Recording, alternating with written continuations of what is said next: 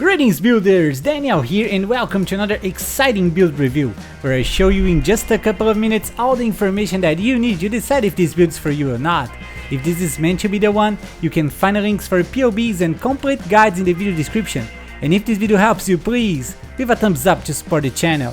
Thank you very much and let's get into it! Today's build is one of the best that I've played in many leagues, the Archmage Ice Nova Hierophant with the Templar class. This build stacks as much mana as possible to take advantage of the Archmage support gem that grants up to 19% of your mana as extra lightning damage. The skill of choice was the Transfigured gem Ice Nova of Frostbolts that deals a lot more damage when casted near a Frostbolt.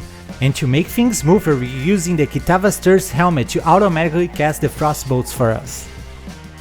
To visit the pros of this build, I would start with its boss damage.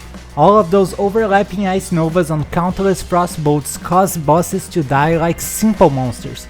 The clear speed is awesome as well. With the help of Frostblink of Wintry Blast, we can zoom through maps very fast while casting Ice Novas in all directions. It's just amazing.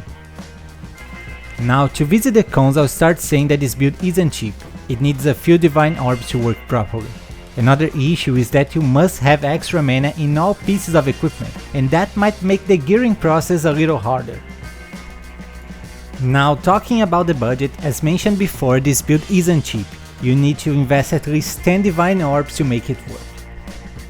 Don't forget that on PoEbuilds.net you can find a list with all the equipment that you need to buy for this build, with direct links for examples being sold by other players.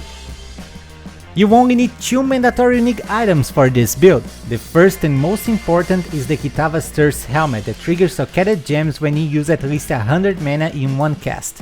This makes the Frostbolts needed to be casted automatically for a lot smoother clear speed.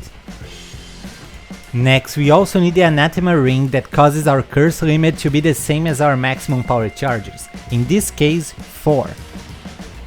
For clear speed, I'll give this build 10 out of 10. We're just super fast and our Ice Novas are all over the place the whole time. You won't even have the chance to see the enemies before they get obliterated. The boss damage is also amazing and deserves 10 out of 10.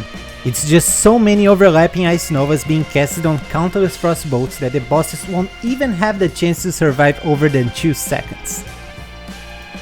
For this survivability, I'll give it 9 out of 10. And not only have a big pool of life and energy shield, but also 50% of the damage is taken from mana before life. And as you know, we have a lot of mana on this build. We also hit enemies so many times per second that the instant leash causes your life to be full almost 100% of the time. And that's it for today, guys. What did you think about this Archmage Ice Nova Hierophant? Please don't forget to tell me your thoughts in the comments and leave a thumbs up to support the channel. I wish you guys an amazing day and don't forget to keep building!